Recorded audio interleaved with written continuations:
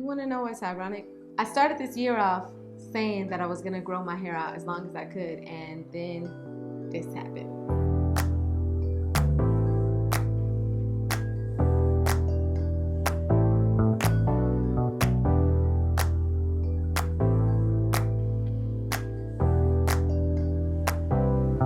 Hello, my loves. It's me, Miss Ruby. Welcome back to my channel if you've been here before, and welcome to my channel if you're new here.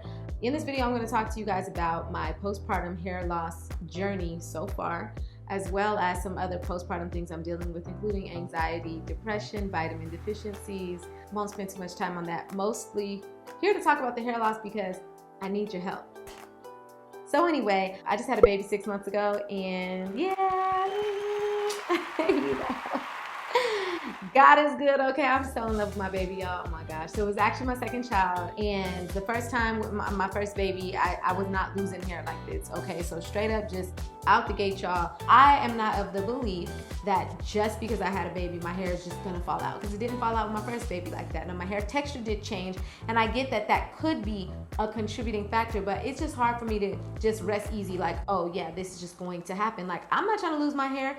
You know, if you look really closely at these pictures in comparison, you see that even after my first baby, I still had hair on the sides, and it is really starting to bald. Now, I do hair for a living, and I notice a lot of my clients come into me with this condition, you know, with, you know, light areas right here, like in the temples of their head. I feel like this is just the area that gets attacked.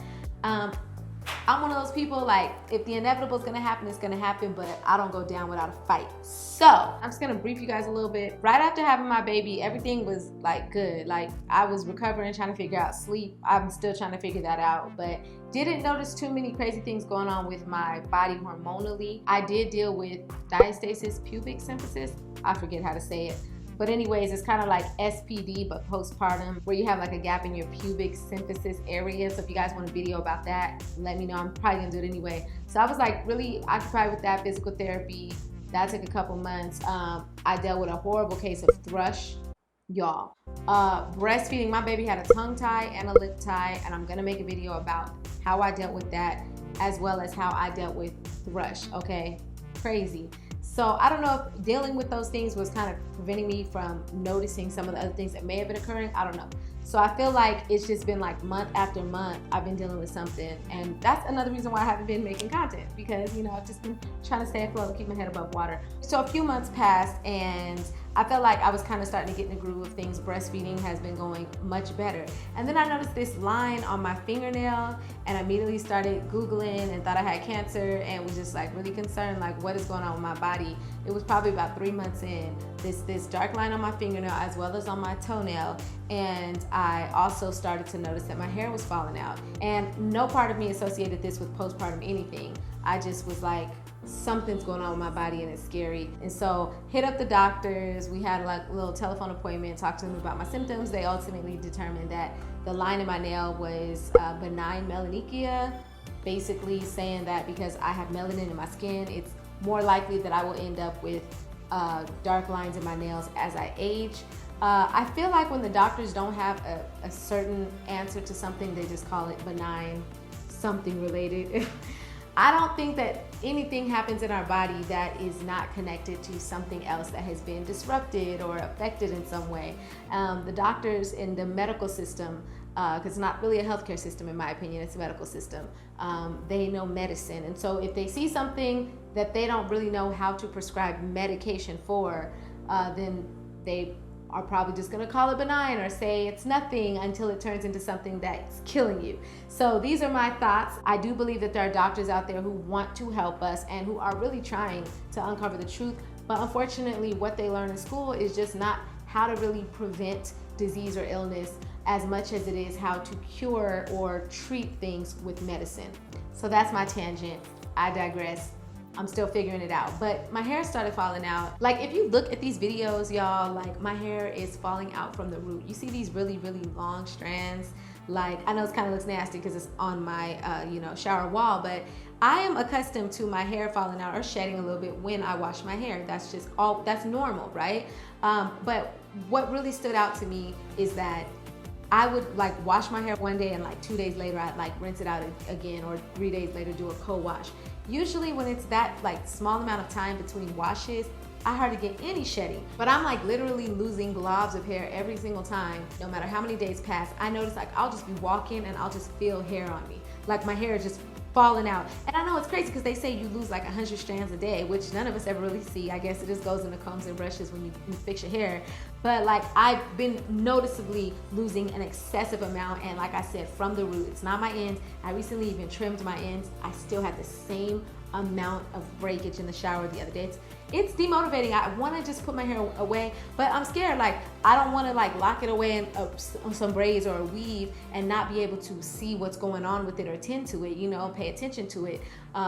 It's not really feeling like it's absorbing and retaining moisture very well right now. So I want to be able to rehydrate it. I don't know. I'm trying to figure out, like, I need a hairstyle.